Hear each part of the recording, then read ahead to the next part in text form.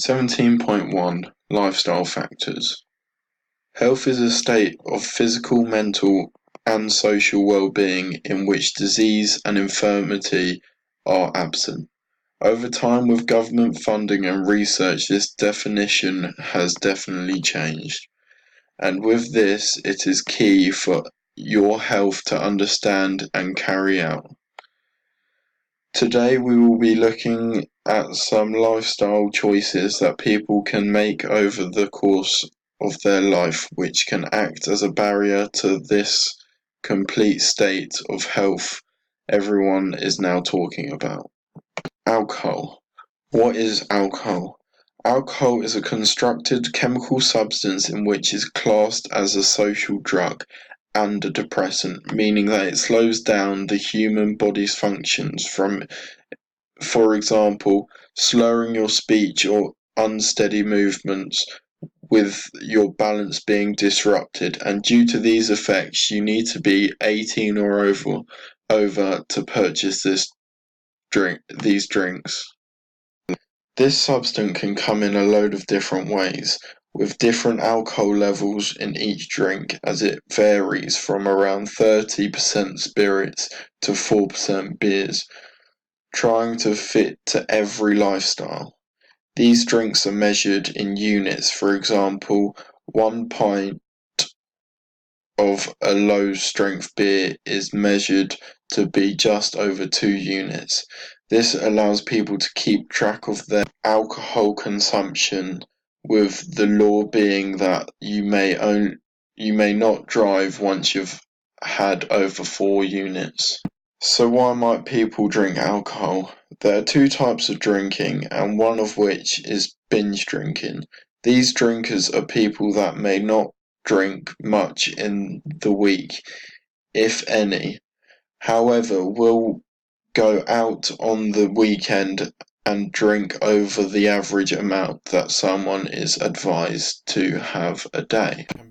This can be classed as social drinking and is often done to create a more confident persona due to the effect the drink has on you. Conversely, a regular drinker will often have a drink every night. For these people, they advise to have 3 to 4 units for men and 2 to 3 units for women. Although this may seem to be worse for your body, binge drinking is actually considered as more dangerous, with your body nowhere near used to the amount you consume in that one night. These alcoholic drinks used to be purchased at a pub as well as consumed there. However, as the years have rolled on, it has become increasingly easier to buy drinks for home in shops like Tesco and even smaller shops like the Cooperative. These franchises have also developed alcohol, now creating what is called Alco Pops. These are drinks like Kopparberg, as they try and mask the mature taste for younger generations to enjoy more, with them now drinking it like it's juice, going down much easier than a usual beer, which has proven to be dangerous, especially to non-regular drinkers. Going over to the short-term side effects, in which many people know about from experience of drinking or even witnessing it. The most common side effects of alcohol is impairment of coordination, as well as, in some cases, nausea and vomiting. Then hangovers often occur the morning after drinking, usually incorporating headaches, fatigue, as well as thirst and dizziness. Whereas the long-term effects of alcohol are much more serious, as the body deteriorates. After drinking for years, the possibility of getting these long-term effects are increased. Effects in the shape of obesity, high blood pressure, and a fatty liver, depression, and more. showing how important it is to stick to the guidelines given as it reduces the likelihood of these horrible possible symptoms becoming a reality. Smoking. Through decades, views of smoking have changed drastically, going from encouraged as they believed it was healthy to campaigns from the nation to quit. Now, in 2019, I am pleased to say that more people are quitting than ever before. However, looking at this statistically, there are still 1 in 5 people that smoke every day. Although advertisement is illegal, these cigarette companies are still making a huge profit from this habit. This is because when people are addicted, especially at a young age, they know that they will usually have the customers for life. In fact, 66% of smokers start when they are under the age of 18. But what baffles most people is why they would ever want to begin to smoke in the first place. And so this is what we are going to look at next. People who smoke usually have been smoking since their teenage years. This can be because of many factors, and I believe that one of these key reasons is the rebellious factor. In your teenage years, you are very hormonal, and in fact, many teenagers will want to do anything they can to go against their parents' rules and restrictions. From there, these teenagers will start to stimulate the tobacco receptors, which will then give them a craving for tobacco and to smoke as they get further and further addicted to the substance. Another reason why people might start smoking is because of peer pressure, as their friends give them the impression that smoking is supposedly cool, which then gets them again leading to normally a lifetime of smoking, with quitting proving to be very hard. Now we have more of an understanding of why people do it. We now can see what they're getting themselves into, looking at the long and short-term effects of smoking. So firstly, short-term effects of smoking as well as signs of someone smoking are commonly bad breath, coughing, and shortness of breath. At this stage, if people quit, although there will be damage, there will be a lot less than just a year more of smoking. As time goes on, the risk of smoking increases massively. With 10 years of smoking, your chance of lung cancer doubles, as well as the chance of cancer within the mouth, through bladder, and more. As well as diseases, you also put yourself at risk of a stroke or even a heart attack, with your blood thickening, creating a higher chance of blood clotting within the circulatory system.